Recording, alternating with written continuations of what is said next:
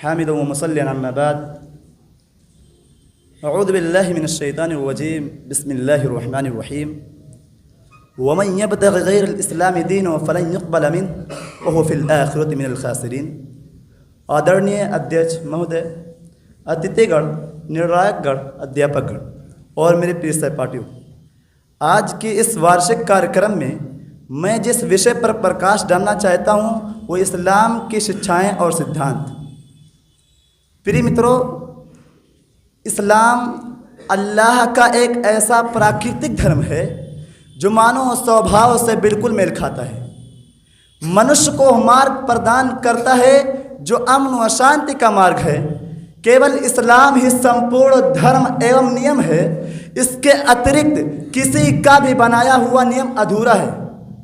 इसी कारण इस्लाम धर्म को स्वीकार करना अनिवार्य है, क्योंकि इस्लाम की शिक्षाएं एवं सिद्धांत ही मानव को सत्य मार्ग पर ला सकते हैं। अल्लाह का आदेश है, वमन यब्तगि गैरल इस्लाम दीनन फलन युक़बल मिन्हु व हुवा फ़िल आखिरति मिनल खासिरीन। इसके अर्थात पर ध्यान करने की ज़रूरत है। जो मनुष्य इस्लाम धर्म के अतिरिक्त किसी अन्य धर्म को अपनाएगा तो उसका धर्म स्वीकार नहीं किया जाएगा तथा वो परले में हानि उठाने वालों में से होगा।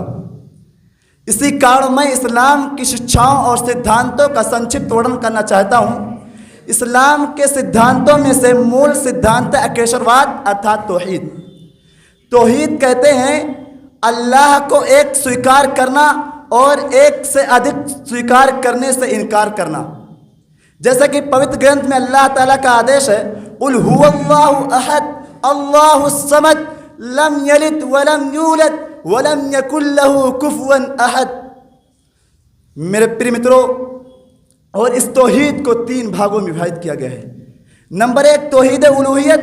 तौहीद उलूहियत का अर्थ है केवल अल्लाह को स्वीकार करना और केवल उसी की उपासना करना, मात्र वही पूजनी है। उसके अतिरिक्त कोई भी पूजा के योग नहीं है, चाहे वो अंतिम संदेष्टा हो, चाहे वो जिन हो, चाहे वो वली हो, चाहे कोई भी हो। नंबर 2 तौहीद रुबूबियत। इसका अर्थ है कि ये विश्वास रखना कि अल्लाह ताला इस संसार का उत्पन्न करने वाला है और पालनहार है। वो अपने कार्य में अकेला है, वो सबका अकेला रब है। नंबर 3 तौहीद अस्मा व सिफात।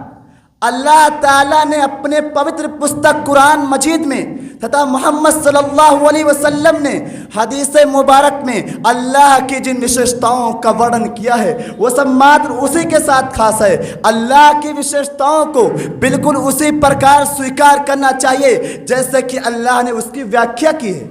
ये ना कहा जाए कि आँख ऐसी है, हाथ ऐसा है, बल्कि अल्लाह रब्बुल आलमीन अपनी ही वास्तविकता जानता है। मनुष्य को केवल जाहिर पर ईमान लाना है।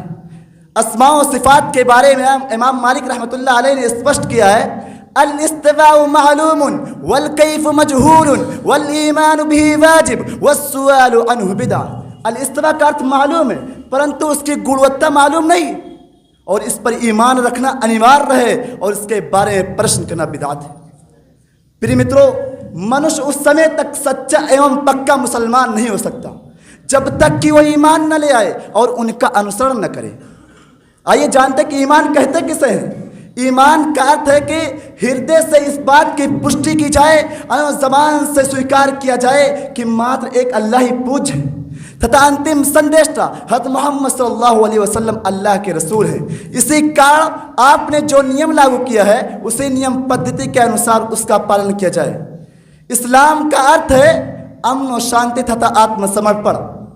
इसका अनुयायी खुद को इस्लामी शिक्षाओं के अधीन कर लेता है। ये मानवता को प्रेम, एकता एवं भाईचारे का आदेश देते हुए शांति एवं सौहार्द की एक रेखा में खड़ा करना चाहता है।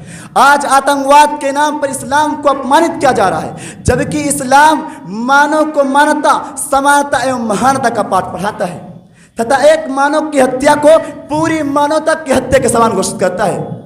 जैसे कि पवित्र ग्रंथ में अल्लाह ताला का आदेश है, मन क़तल नफ्सन बिग़ैरि नफ्सिन औ फ़सादिन फ़िल अर्ज़ि फ़कअन्नमा क़तल अन्नास जमीअ व मन अहयाहा फ़कअन्नमा अहया अन्नास जमीअ। कोई हत्या खून के बदले या धरती में हिंसा फैलाने के अतिरिक्त किसी और कारण से की गई हो तो जान लो कि पूरी मानवता की हत्या की गई। तथा जिसने किसी की जान बचाई तो जान लो कि उसने पूरी मानवता की जान बचाई। इस्लाम मानवता का सबसे बड़ा हमदर्द तथा दया, करुणा एवं सत्य व्यवहार करने का आदेश देता है। अंत में प्रार्थना है कि अल्लाह ताला हम सब मुसलमानों को इस्लाम की शिक्षाओं और सिद्धांत का निष्ठावान अनुयायी बनाए और सदैव सत्य मार्ग पर चलाए। आमीन। वमा अलैना इल्लल बलाग। अस्सलामु अलैकुम वरहमतुल्लाहि वबरकातुहू।